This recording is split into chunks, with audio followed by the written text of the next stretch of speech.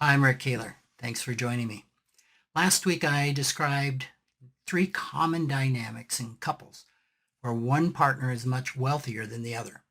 Those are the funder and beneficiary, where the wealthy partner pays for everything, the proportional spenders, who contribute based on their income, and the equal dividers, who split expenses down the middle. So, this week, let's explore what might be going on emotionally for the partners in these relationships. The funder and beneficiary, the wealthy funder often has a love language of giving and may have money scripts that make them more attractive.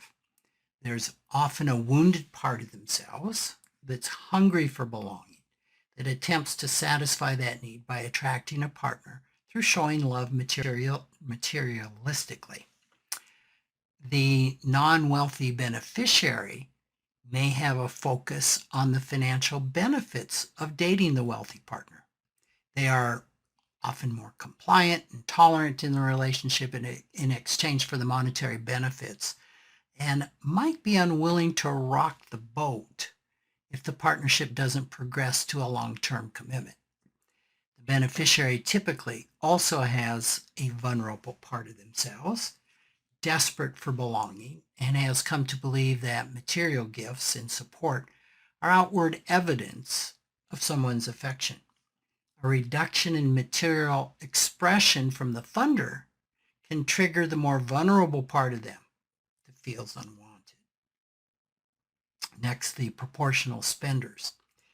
The wealthier proportional spender can be the more balanced of the three wealthy personalities. So while they recognize the inequality and are willing to spend proportionately, they don't fully financially support their partner. The non-wealthy proportional spender, on the other hand, is also possibly the more balanced of the three types of relationships. They tend to accept their partner's higher contribution and maybe even some financial support, but not in exchange for settling. They're willing to lose the relationship and its perks if there's no perceived future.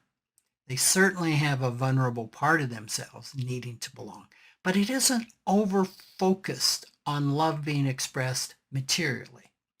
They have a good sense of being responsible for themselves financially and are generally okay with the inequality.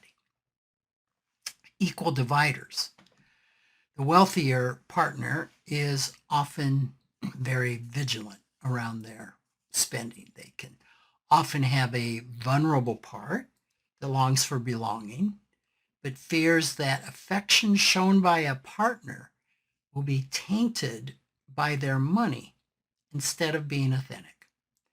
They most fear being in a relationship with someone who only values their money, putting in stringent boundaries to protect themselves. The non-wealthy equal divider typically insists on paying their own way and puts up stringent boundaries around receiving. While they occasionally might accept the wealthy partner paying for a date night, they pay their share of lifestyle expenses and travel. And if they can afford it, they say so and modify the activity to something less expensive. They're also willing to lose the relationship and its perks if there's no perceived future. This partner probably has a vulnerable part that feels inadequate, guilty, and carries shame.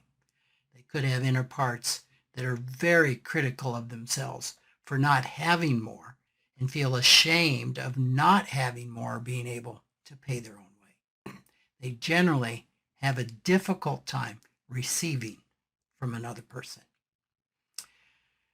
As with other relationships, the success of a financially unequal coupleship hinges more on the emotional dynamics than the money. Like I've said forever, it's not about the money. For example, a partnership between a wealthy partner who is emotionally comfortable as a funder and a non-wealthy partner who is emotionally comfortable as an equal divider is not likely to thrive or survive. The financial inequality is less important when both partners feel valued and respected for who they are, rather than the monetary value that they bring into the relationship. Thanks for listening.